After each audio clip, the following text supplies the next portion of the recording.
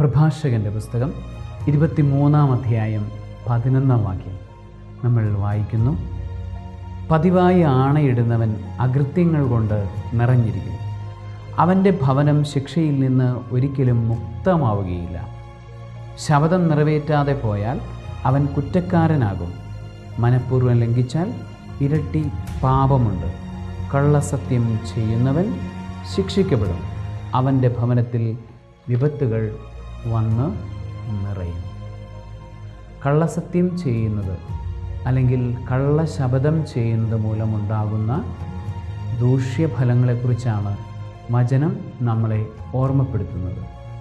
പലതരത്തിലുള്ള ശപഥങ്ങൾ നമ്മൾ പലപ്പോഴായി ചെയ്യാറുണ്ട്. പ്രഭാഷകൻ പറയുന്നു, അത്തരത്തിലുള്ള ശപഥങ്ങൾ ദൈവനാമത്തിൽ ചെയ്യാതിരിക്കുന്നതാണ് നല്ലത്. ശപഥം ചെയ്യുകയാണെങ്കിൽ നമ്മളത് നിറവേറ്റി ഇരിക്കണം. നേർച്ച നേരുകയാണെങ്കിൽ അത് നിറവേറ്റിയിരിക്കണം. അല്ലെങ്കിൽ എന്തെങ്കിലും ഉടമ്പടി എടുക്കുകയാണെങ്കിൽ അത് നമ്മൾ നിറവേറ്റി ഇരിക്കണം.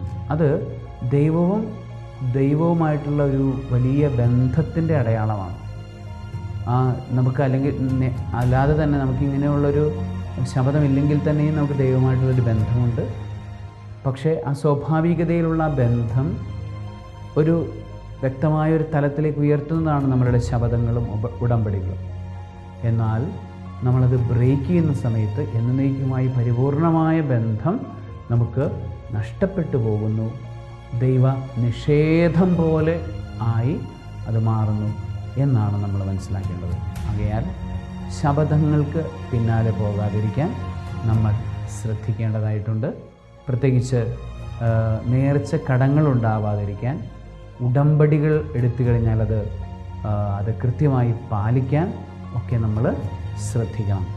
അതുപോലെ തന്നെ എപ്പോഴും പല പല കാര്യങ്ങൾക്ക് വെറുതെ ഇങ്ങനെ ആണയിടുന്ന ശീലം അതൊട്ടും നല്ലതല്ല. ദൈവത്തിൻ്റെ തിരുനാമം ഓരോ കാര്യത്തിലും കൊണ്ടുവരുന്നത് ഒട്ടും നല്ലതല്ല. അത് ദൈവ തിരുനാമം വൃഥാ പ്രയോഗിക്കരുത് എന്ന കൽപ്പനയ്ക്ക് എതിരാണ്.